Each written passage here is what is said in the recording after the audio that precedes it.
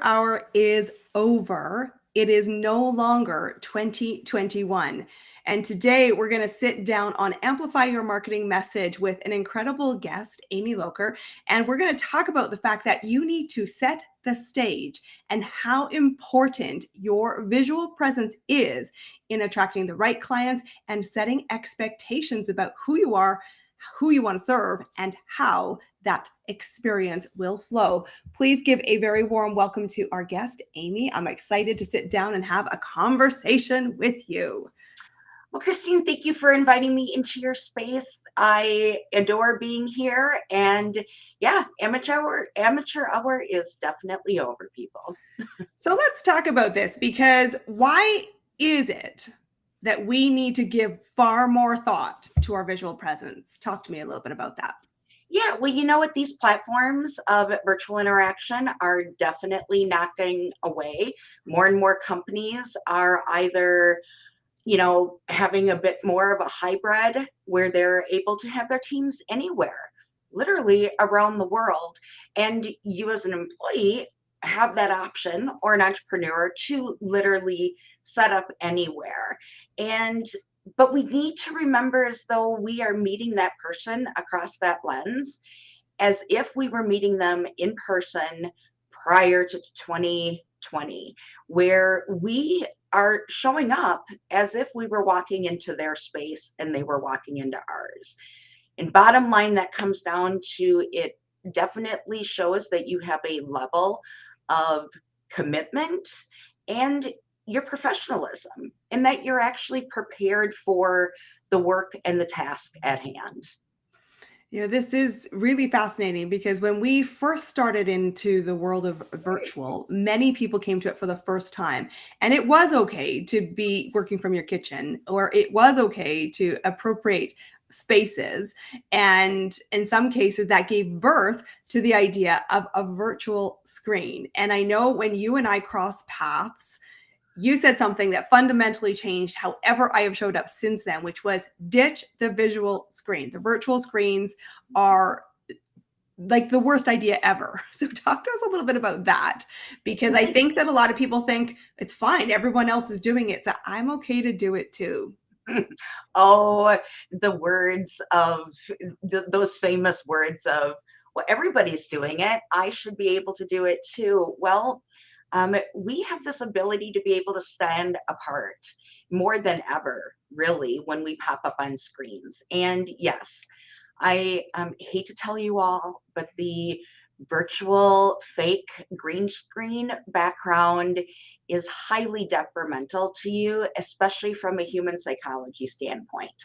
Because the first thing people notice is that you have it. You look like a bad Photoshop job for the most part. And we are three-dimensional beings in a having to communicate across a two-dimensional platform at best.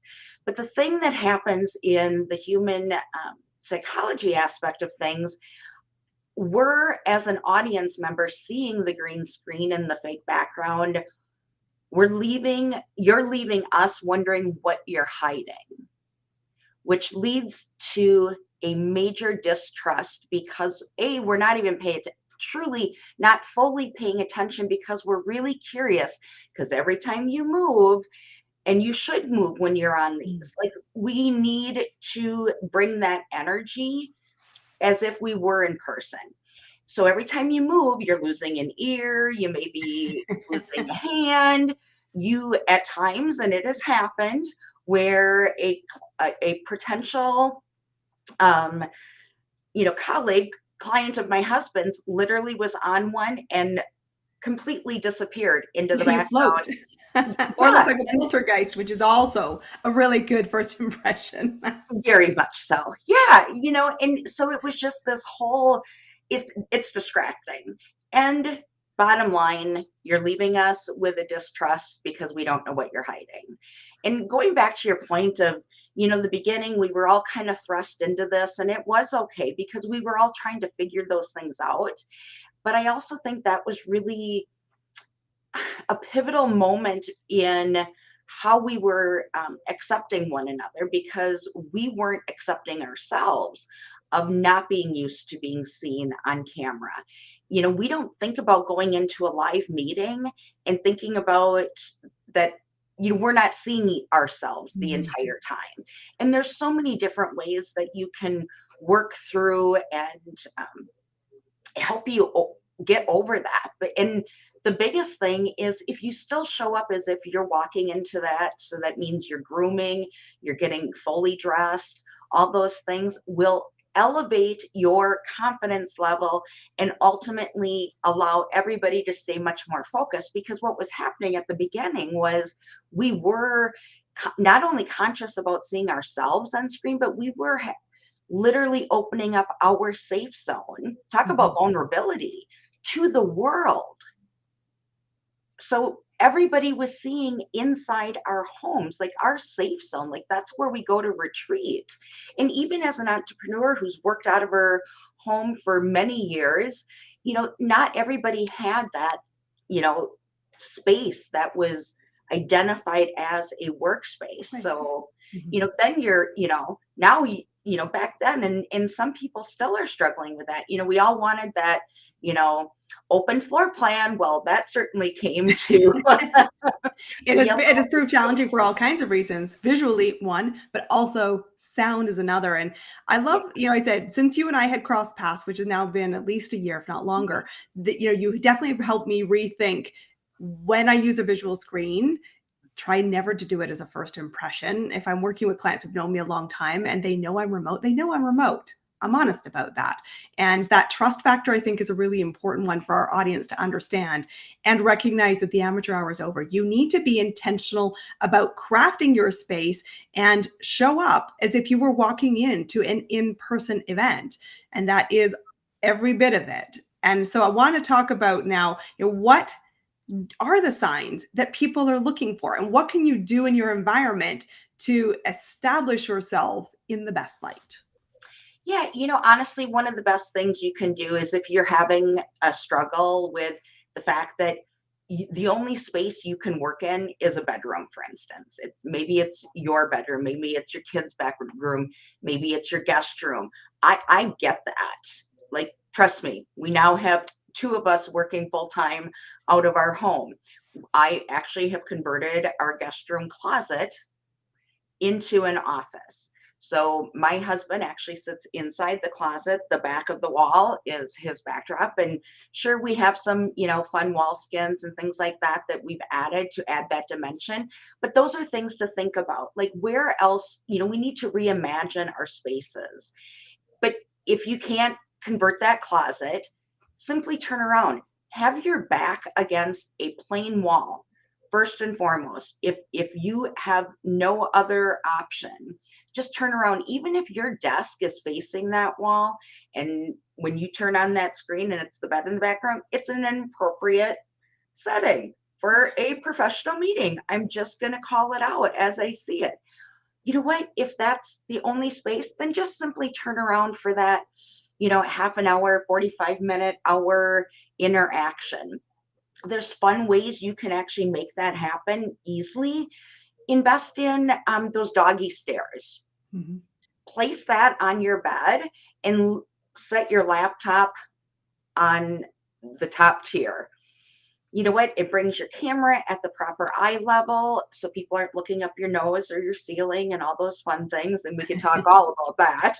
But the thing is it allows you to have eye contact. The thing we need to remember in these settings is we don't want those big distractions. We should be the center, the important factor. Anything else in the background should be simple and curated to a specific reason. As you and I talked, I always recommend somebody putting some type of floral or foliage in the back. Real plants or artificial, they've come a long way. I have both. There you go. And it's one of those things that you're able to add that depth and dimension. It immediately helps calm the audience, actually. The plants are amazing. Think about what they actually do inside our space. So if they can translate through the screen like that as well. So even if you have a plain wall, don't care if it's as stark white as can be or it has some color on it. Throw a plant on either side, slightly behind your shoulder and stuff like that. It allows the human eye to just naturally move, but you become the center. Scale is really important when we think about things like this. I look at both of us here. We're both approximately sitting in the same, area. Sometimes I sit up a little higher. It depends on where and what I'm doing and the environment in which I'm conducting work across the lens. The thing is you want to vertically fill up that space. There's nothing more distracting than being really low, and it's not giving you the confidence that you really have across that screen. You're diminishing yourself in so many ways. And it allows you to just really absorb that space and be as if you were sitting directly across from that person. As I hear you speaking, one of the things I want to just really highlight here is if you are appropriating a bedroom or a home space, stop thinking as the furniture needs to look good from the door you walk through, because that's not the experience your audience or your potential client or your co-creation peer in business is seeing. I want you to take what Amy is saying here and saying, put yourself in an environment where the best angle of the experience is the one that comes through the lens, so that they see this amazing thing. And it doesn't matter if that means your desk is in the middle of the bedroom or you are sitting in a closet, because I want you thinking about what am I saying to my visual audience when I show up? And that is curating the environment so that the first best impression is the one that is happening virtually, because virtual is not going anywhere. It is time to take this step and really commit to that. It's not about the kids or husband or friend who walks through the door and goes, why is the bedroom staged like that? I'm inviting you to say, I am setting the stage to give a great visual story to my potential clients, and I'm creating curiosity around the room that show my audience visually that I'm a professional, and secondly, that I have got skills and I respect you enough to show up put together and ready to rock and roll, even when some days I am absolutely a hell in a handbasket happening 3 seconds before I jump on camera. So I want to, we've talked a little bit about it, but just to recap, to really reinforce it, what are 3 things we could do right now to change the environment? Well, it is really thinking differently about your space. And first and foremost, take the ego out of it. Like, take your ego out of it. You are showing up for your audience on the other side of that screen, bottom line. So really think about your space. My desk sits in literally the middle of my room. So it's a normal, 8 by 10, 8 by 12 space. Just so you know, from my camera to my wall is about 5 feet. So it's not a huge space. You don't overthink your space. Make sure it's clear, it's simple, there's no over distractions in the back. Walk through it. And my last thing is definitely take a screenshot. Don't just take a screenshot and look at it on your desktop or your laptop or your screen. I want you to print it out, because when you print out a picture and you take a look, you're seeing what your audience is seeing. So when there's something slightly out of place or distracting, you're like, oh, I don't know about that. You have the ability to change it. And Christine, you are so right. Just because it looks good in the space when you walk into the room doesn't mean that it looks good across the camera lens. And if you're really struggling with that, then honestly, you need to reach out to somebody, and not your best friend, because they're just going to tell you you look fantastic. You look great. And they don't necessarily have the eye for it either. Another thing is again, find some of those pieces. If you have a plant, be careful on, again, the size and dimension of it. And when you have real plants, they're great because they change. You just want a large scale plant. And be careful of the different seasons. Make sure you're watering it and all those fun things. A dead plant in the corner might not be a great impression. It's not. No, that would be me. That's Yeah. why I have a fake one. Well, there you go. And it is one of those things where it's okay as long as you're adding that depth and dimension into the space. And I guess one of my other things I really want to hit home for people is when you're working with somebody like a professional like myself, you can actually help you understand that if you're doing a presentation or you're speaking on stage, stand up, just stand up. Allow yourself to have a couple different locations. So and Christine, you do this and you do it great, and we've talked through it. But having those abilities, even just simply standing up for a meeting that you would have normally stood up in back in the day, Yeah. do that today because it'll change your energy and it'll change the energy that's coming across through the other side of that lens. The other thing is when we used to stand on a stage and talk, we gained that energy from the audience, and that's was so incredible.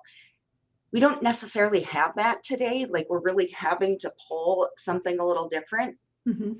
Flip your mindset and understand that even when you're speaking on a virtual stage, what's translating through that camera is your energy, and you are talking to each and every one of those members in that audience as if you were only talking to them.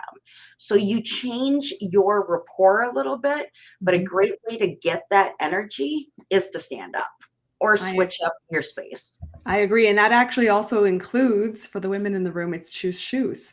And this Mhm. is a fun one because, of course, we haven't been out in shoes in quite a long time. It's one of the funnest things about going back into the real world right now is honestly the fashion and seeing people dressed, because it really does change your attitude. And I think there's so many great insights here. I hope we've sparked your imagination about rethinking how you come across on a visual screen. Amy has an incredible business called Modular. And if you want to find more information about her, we'll put the details to connect to her. She is amazing. She not only gives you the strategy around it, she actually will help you curate the back environment. So she is an industrial designer as well, which is, I think, something completely awesome and cool. And as we wrap up our episode here, I want to ask you a question. It's our final segment. And this is, what is your insight? What, if you were to say, you are seeing that you can amplify what's working now, what is it? You know what? It's really about curating your space to speak to the essence of who you are and your brand. And that means adding in those pieces that give your audience, the first time you pop up on screen, a little bit of what it feels like to work with you.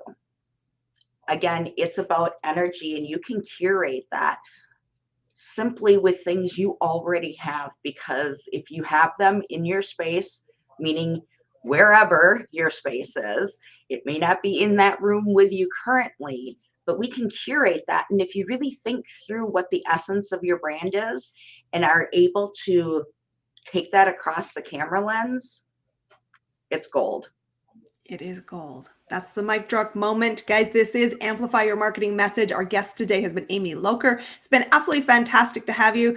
Be back here, guys. We will have another insight and episode for you next week. We'd love a 5-star review. I am Christine Campbell Rapin, the owner of Clear Acceleration. This is about get clear, gain confidence, and see the results so you can accelerate, make more impact and income. Thank you very much for being our guest, guys. We will see you on our next episode.